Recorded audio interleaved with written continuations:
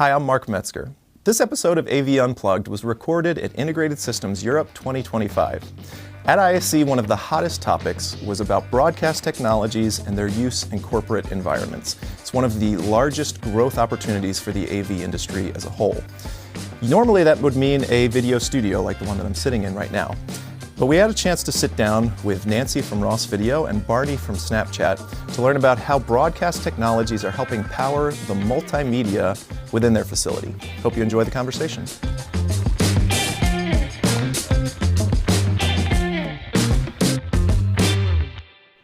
Welcome everyone to another episode of AV Unplugged. My name is Mark Metzger and we are coming to you live from the Avixa TV studio at Integrated Systems Europe 2025. I am joined today.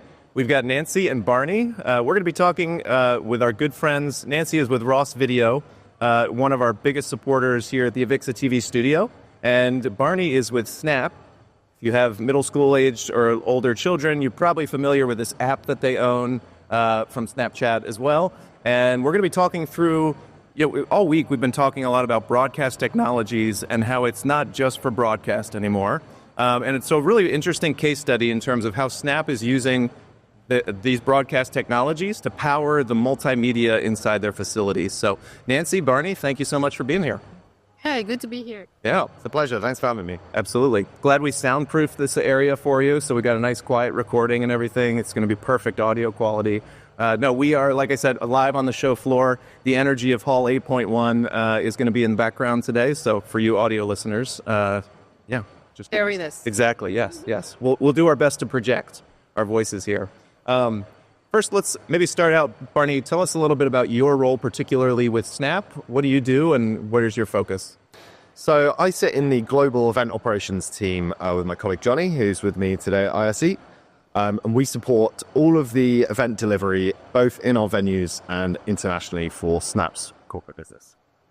Very good. Nancy, tell us a little bit about your role with Ross Video. Yes, so I am the regional sales director for the EMEA region for corporate customers. So we have a dedicated team of professionals who I handle for us to be closer to all our corporate customers. Very good. Yeah.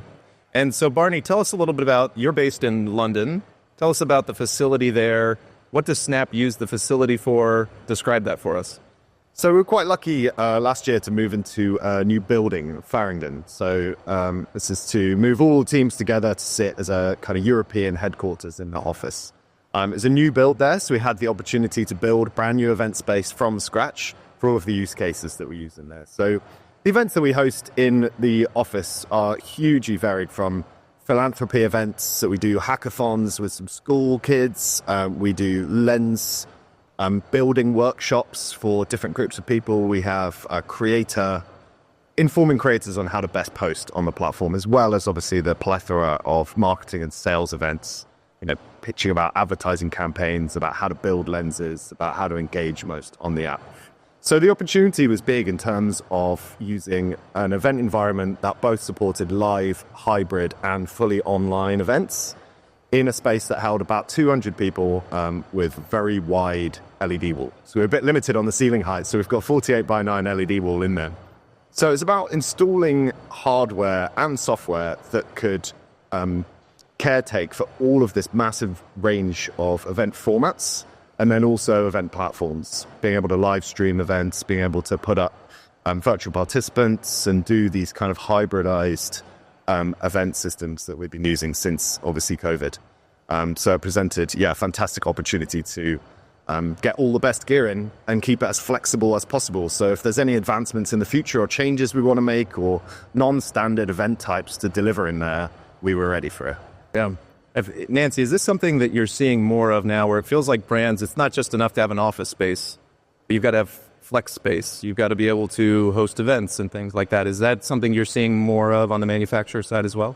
Yes, definitely. And that's the reason why we have at Ross a dedicated team.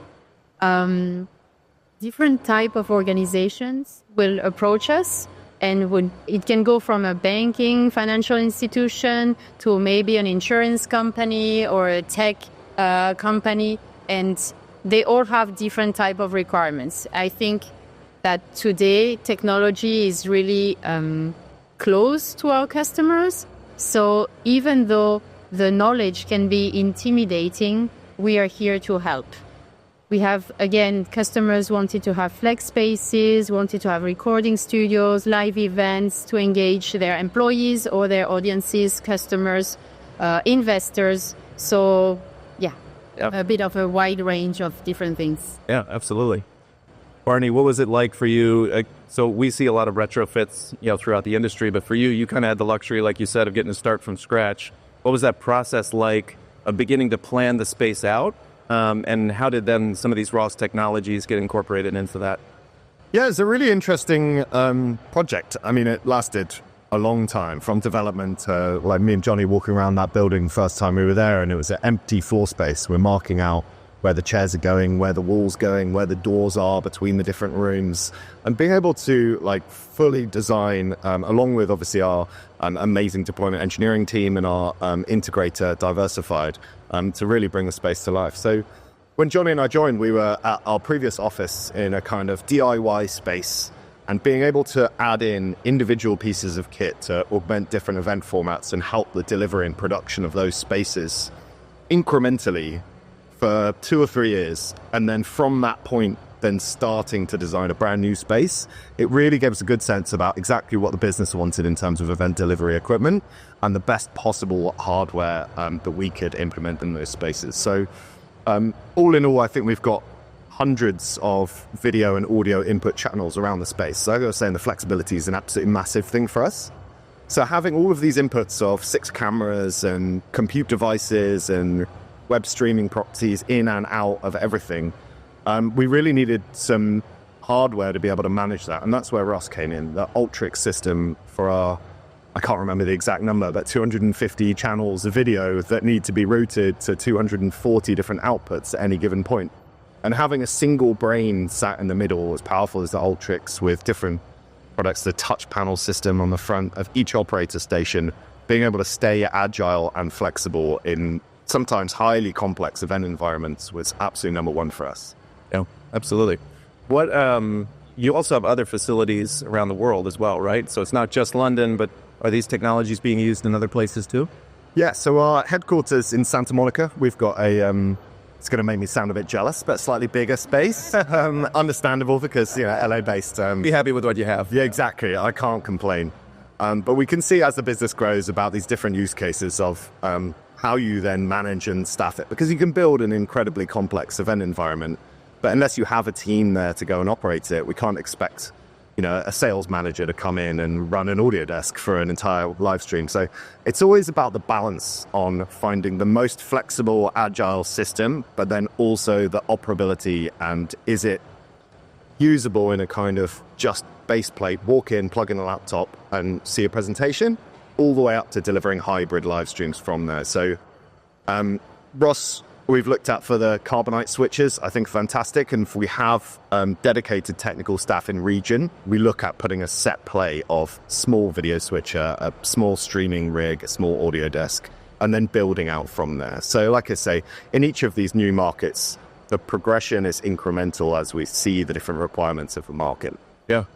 What about one thing that we've talked about with Ross is sometimes you look at some of the words and things that we've got here at the show, for example, and it can be pretty intimidating, pretty daunting to feel like, boy, where do I begin with something like that? How has it been for your staff working with the technology, learning about it?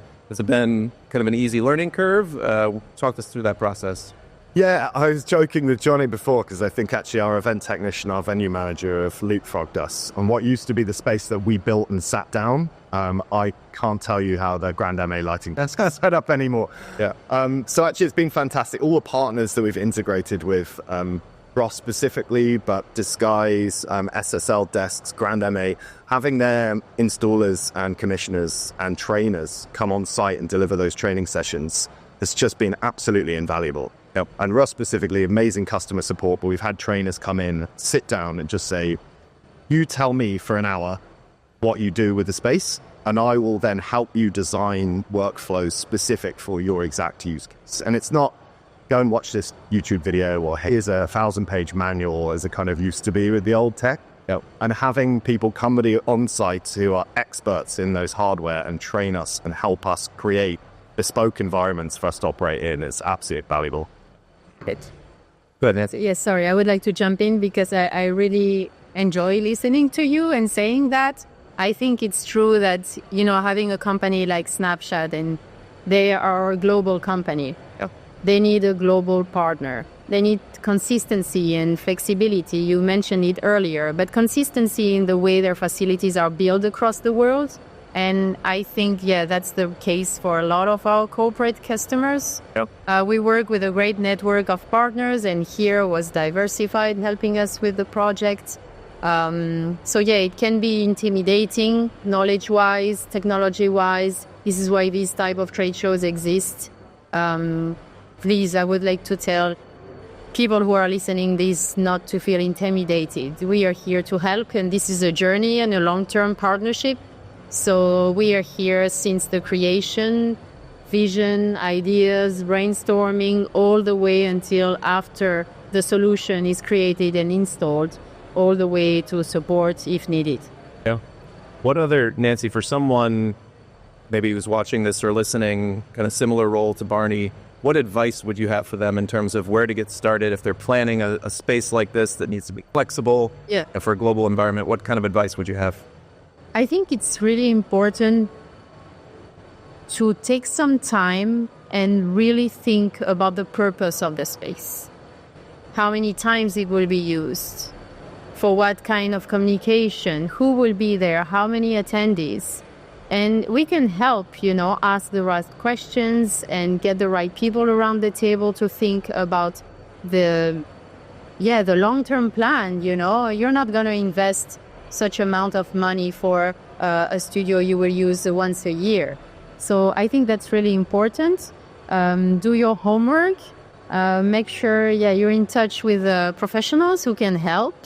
And yeah, it's a bliss after everything is installed, you know. The content is more engaging. Your viewers, your audience, the message has more impact. It just makes total sense. Yeah, absolutely.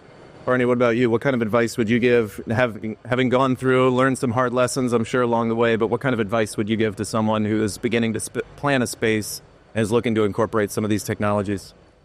Yeah, I'd say very much along the same lines as Nancy. I think you need to look at the audience perspective always. I think as people who work in tech, in IT, in engineering organizations of bigger businesses, it's very easy to get